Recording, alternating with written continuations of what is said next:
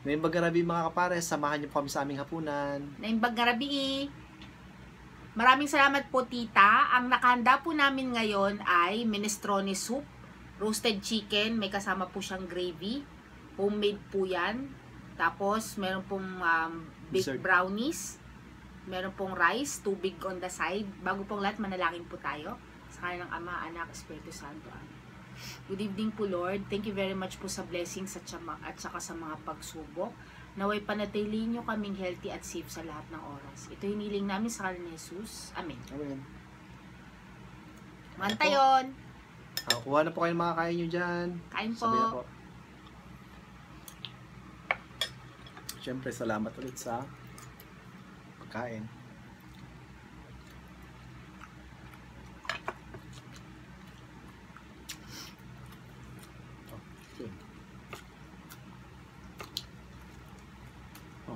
So ito. Ano na lang muna, bebe. Ito na lang sa baka mo. Picture na lang. Aso na lang.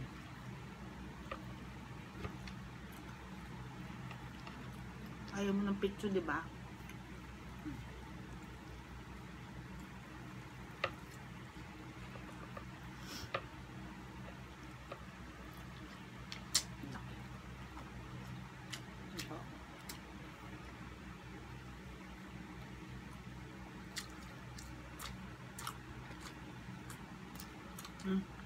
Baka yan yung lemon roasted chicken. Ha.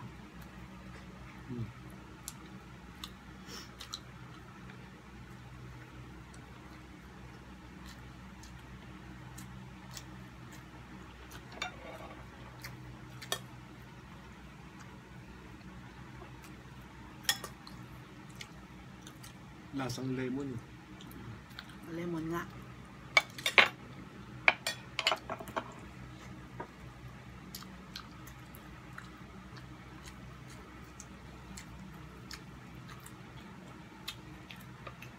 Sarap naman.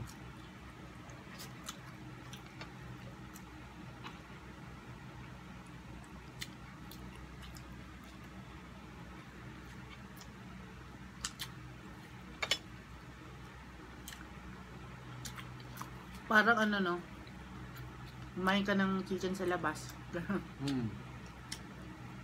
Ito yung ano parang ano, kapit na kapit yung herb niya, no? Yung lasa niya. May gravy pa.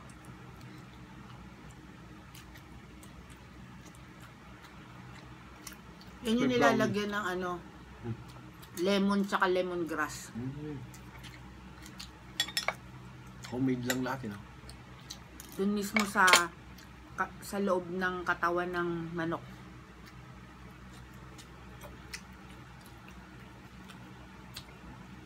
Tapos yung nasa labas niya, thyme yan. Thyme, salt, pepper.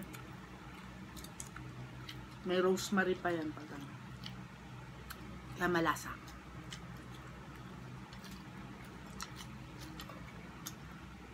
Rosemary. Rosemary sabi mo.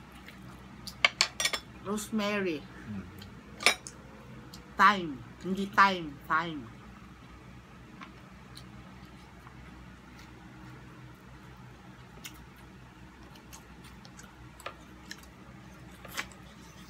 Malasa din naman kay Picho. Dahil si Baby Loves hindi siya parate ko ng Picho. Nabubulunan ako sa Picho. Tsaka ito, bagay sa mga nagda-diet yung kasi walang fat dyan eh.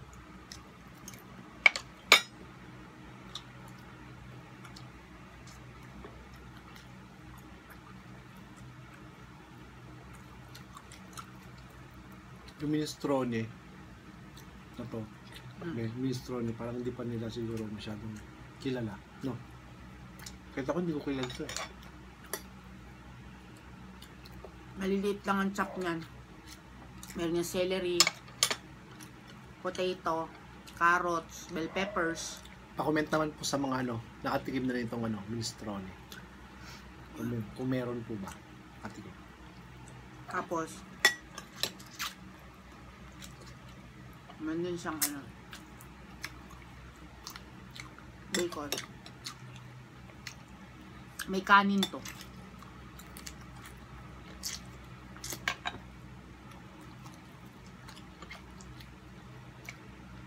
Actually, minestrone, kompletong ano na yan. Kapag nagda-diet ka, kompletong dish na yan. Ulam na nga yan eh. Kasi may ano na yan eh, may rice. May halong rice, no?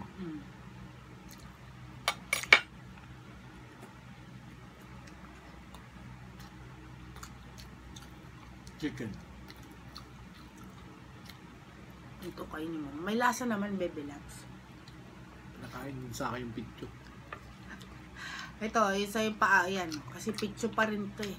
Hindi, parang thigh part ata. May buto eh. Ano to? May buto siya. Thigh part na ata.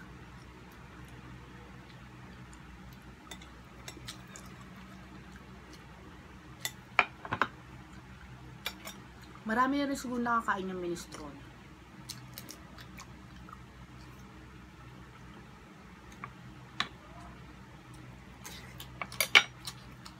Ito ah. Ayun yung dapat ipakain sa mga bata. So, lalo na yung mga hindi mahilig sa gulay.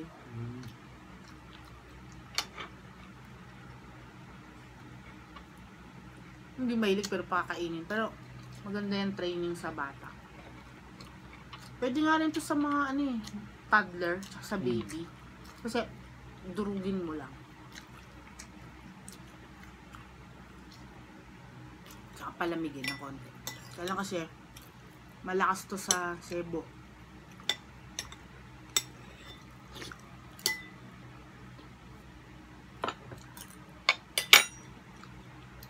Pero masarap naman siya, Bebe Labs ba? Baby sarap.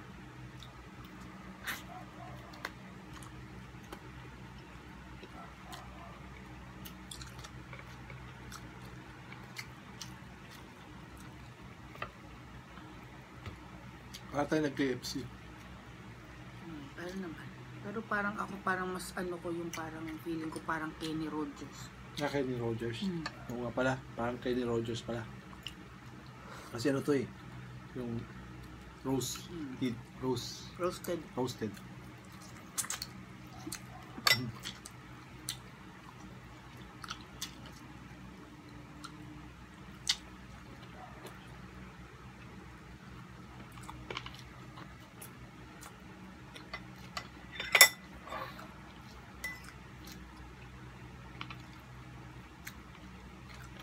Bagay din naman siya.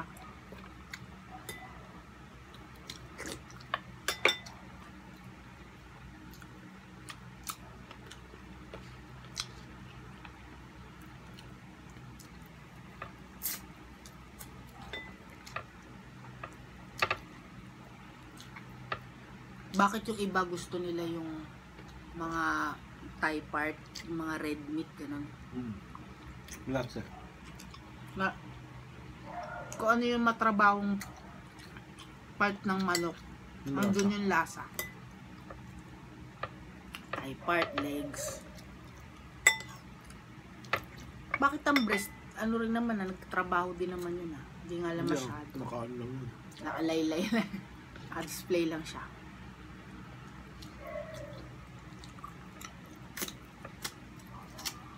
So, yun na yung rice.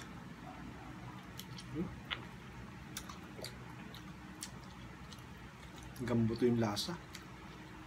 Kasi ano to eh, roasted kasi tapos may herbs.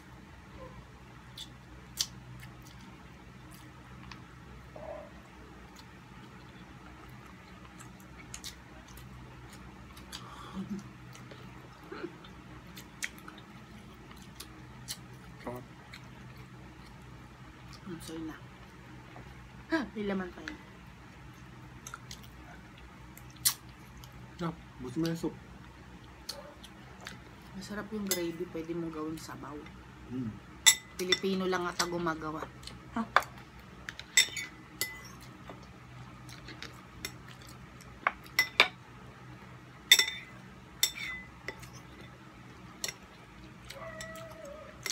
May pinadala sa atin, ano? Pang restaurant, no?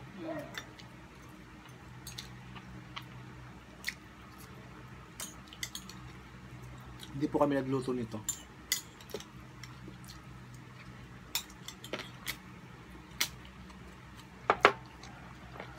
Si tita talaga mahilig siya sa mga iba't ibang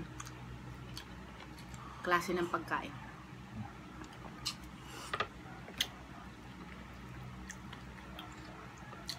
Ito yung mushroom soup, masarap. Yan. Ito, binig yan, binig. Binig pa nila. Baka turbo lang.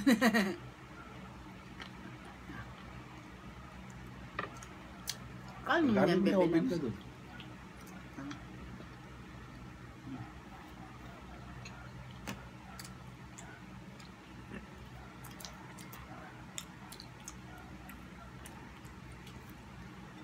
Sarap.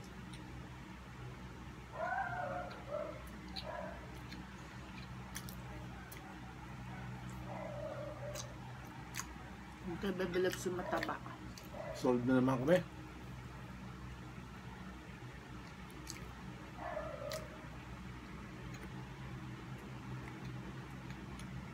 Hmm.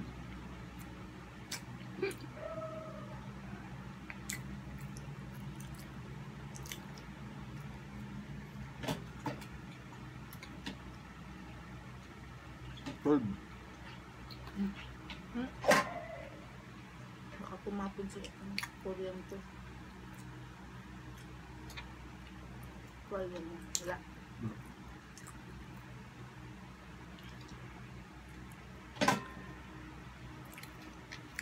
Thank you, Lord. Busog na naman po tayo. Salamat po sa pagsama sa aming hapunan. Shoutout po kay Sis Brenny Lagangan. Siyempre kay Jason Laksamana. Hashtag Team Mangabat. Hashtag Team Matibay. Sis Angel Mendoza in Seoul. Sis Remis TV Watkins. Mads Helen at Your Wowa. Ito pong apat, meron po silang channel na katulad po namin. At meron din pong Facebook At page. syempre, yung shoutout mo. Shoutout din po kay Ate Annalyn na nagpe-prepare at syempre ganun din po kay Gail at kay Kuya na naghahatid po. Okay po. Hanggang sa muli mga kapares. Salamat po. God bless, ingat po, stay healthy.